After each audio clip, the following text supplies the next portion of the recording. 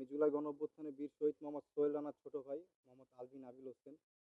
আসলে একটা প্রবাদ দিয়ে শুরু করতে চাই। আপনার একটা প্রবাদ আছে, আপনার যুদ্ধ শুরু হলে রাজনীতিবিদরা অস্ত্র দেয়, ধনীরা রুটি দেয়, আর গরিবেরা দেয় তাদের ছেলেদের। যুদ্ধ শুরু শেষ হলে রাজনীতিবিদরা হাত মেলায়, ধনীরা রুটির দাম বাড়ায়, আর গরিবেরা খুঁজে তাদের ছেলেদের কবর। তার জলজান্ত প্রমাণ আমার পরিবার। এখানে যারা সাহিত্য আছে দীর্ঘ ১.৫ বছর পর যাদেরকে শনাক্ত করা হয়েছে ৮টা পরিবার, তারাই তার প্রমাণ। আমার ভাই শহীদ মোহাম্মদ সোহেল রানা 18 জুলাই বাসা থেকে বের হয়েছে। বের হওয়ার পর হাসপাতাল, মর্গ, জেলখানা সব জায়গায় তন্ন তন্ন করে খুঁজেছি ভাইকে, কিন্তু ভাইয়ের কোনো সন্ধান পাইনি। শেষমেশ ভাইয়ের সন্ধান পাইছি বেওয়ারিশ লাশের তালিকায় 34 দিন পর, যার মাধ্যমে পেয়েছি তার ভাই আজও নিখোঁজ।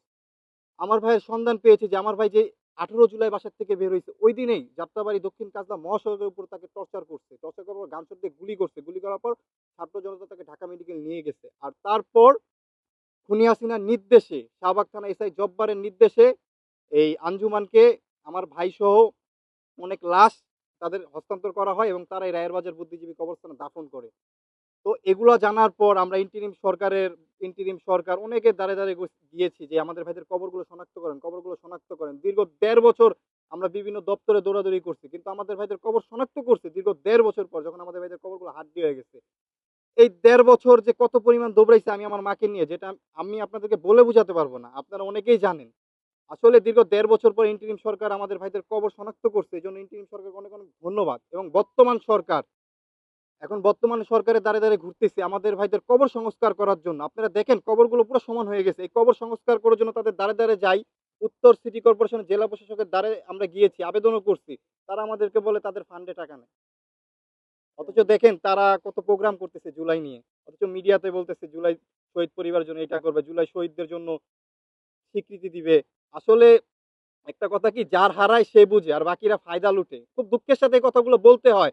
আর খুনি হাসিনা শুধু আমাদের ভাইদেরকে হত্যাই করে নাই, বেওয়ারিশ ভাবে দাফন করে দিয়েছে। আমার ভাই 18 জুলাই বাসার থেকে বের হয়েছে, আমার ভাই লাস্টও ফিরে নাই। আমি গতকাল থেকে এখন পর্যন্ত বাসায় যাই নাই। আমি আমার মার সামনে কিভাবে দাঁড়াবো? আমি তো আমার ভাইয়ের বিচারটা পাই নাই। আর আমি বিচার কিভাবে পাবো? আমাদের ভাইদের হত্যার বিচার চাইতে চাইতে একটা মানুষ আমাদের ভাইদের হত্যার বিচার চাইতে চাইতে তাকে হত্যা করা হলো, তার হত্যার বিচারটুকু হলো না। তাহলে আমি আমার ভাইয়ের হত্যার বিচার কিভাবে পাবো? ওসমান হাদি ভাইয়ের হত্যার বিচার তো আজও হলো না। তাহলে আমি আমার ভাইয়ের হত্যার বিচারটা আমি এই দেশে কিভাবে পাবো? এই দেশে বিচার হয় না। আমি আমার জন্মের পর থেকে এখন পর্যন্ত এই দেশে বিচার দেখি নাই, কিন্তু আমরা বিচার চাই।